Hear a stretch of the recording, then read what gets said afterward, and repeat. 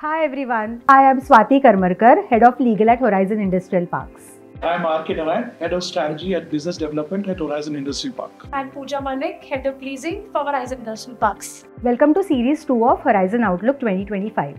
Everyone is aware that in last few years, industrial and warehousing has seen a massive growth. Year-to-year cumulative growth this year has been 45 million square feet. If I compare to 2023, that's a growth of 32%.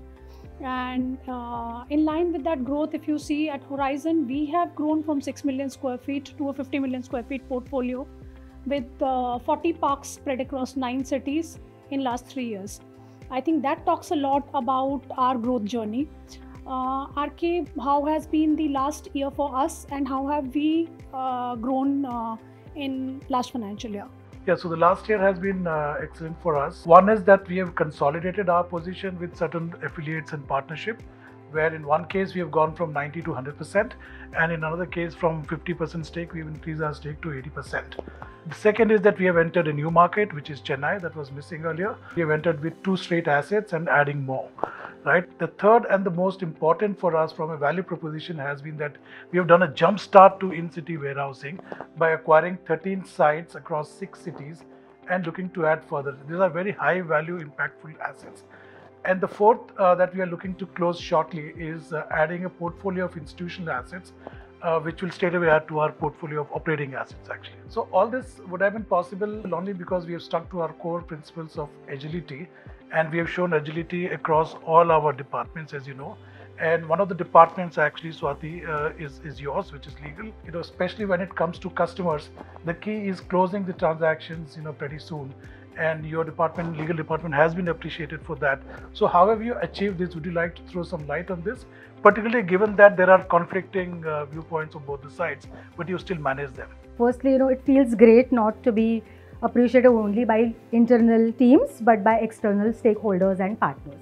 So RK, when I started working with this platform, I quickly realized that closing the documentation quickly is the key to expand the business. And I realized that this could be achieved only when your documents are clearly capturing the understanding which is agreed between the parties, and which could be achieved only by working together with internal stakeholders as well as external stakeholders.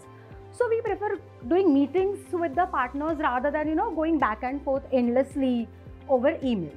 Secondly, and which is I strongly believe that the document that I send out should be the same document which in turn I would want to receive. The document should fairly represent interest of both the parties.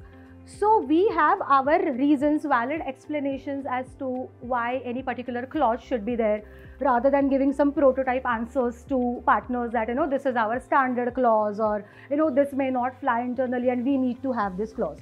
So this is from legal point of view, right? Pooja, I want to know what are our partners expecting from institutional players like us?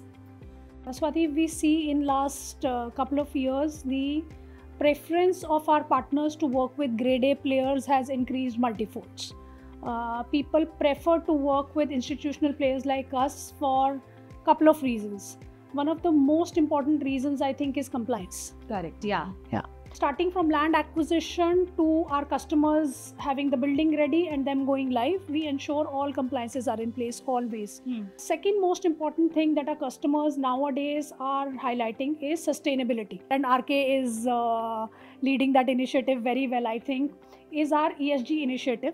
And customers are looking at parks today which are very high on all the sustainability efforts. Today we are proud that we already have 13 megawatts of solar installed and operational in our parks, which is helping our customers already to reduce their energy bills by 20%. And by next 3 to 4 months, we are targeting to grow that 13 megawatt to a 25 megawatt. Last but not the least, I think something which we provide to our customers is the flexibility. We not only work in flexibility in terms of our requirement of space that customers have. We are flexible in providing smaller spaces to larger spaces. We also provide these spaces on a ready-to-move basis and also on a build-to-suit basis. Plus, we are flexible in terms of the lease tenure that our customers are looking at. every day I have customers who come to us asking for a smaller tenure, and I have customers who are looking at very large tenures depending upon the investments that they are putting inside, especially the industrial customers which have a huge investment inside because it's a plant that they are setting up. And we've seen over last 2 years that 60% of the transactions that we've done in last 2 years have been industrial transactions. Because of this variety of flexibility that we provide and the ready to move BTS, and now our upcoming in-city portfolio that we are providing. RK, why don't you give us a little more insight on this in-city portfolio of ours which is coming up? Yeah, so having been very convinced about our in-city strategy, and Pooja, thanks to also the huge intel and feedback that we have from your team on the customer's requirement, we are very focused on the in-city. So we should be adding at least another 6-7 properties to that in infill locations, and we are constantly in search of such locations. Infill locations very close to where the high consumer spends are. That will remain the mainstay of our strategy in the coming year. Besides that, consolidating and adding more in our existing first mile site. Two important elements. One is that we should be ending up making a foray in the eastern market by entering into Calcutta. I think we are pretty close to doing a transaction there, and also consolidating our position in the central India through our partnership that we have with a leading developer partner in that region. So these are the things which should lead us to add to furthermore in our portfolio across all the touch points that a typical customer looks at in the supply chain, be it first mile, mid mile, or the last miles. Swati, given that the in-city is a very strategic focus for us, and here the tenancies are going to be quite different, dynamic in terms of whether it's number, whether it's tenancy periods, etc. So how are you planning that? RK, like you're rightly saying that, looking at the volume of the deals that may happen in our in-city projects, like the way we have standardized drafts for our big boxes, we are also in the process of standardizing the draft for in-city projects with the option to have the commercial understanding in the annexure. This will take care of the compliances as well as speedy closure of the documentation of our in-city deals. With this, we come to an end of episode 2. Stay tuned for the next episode.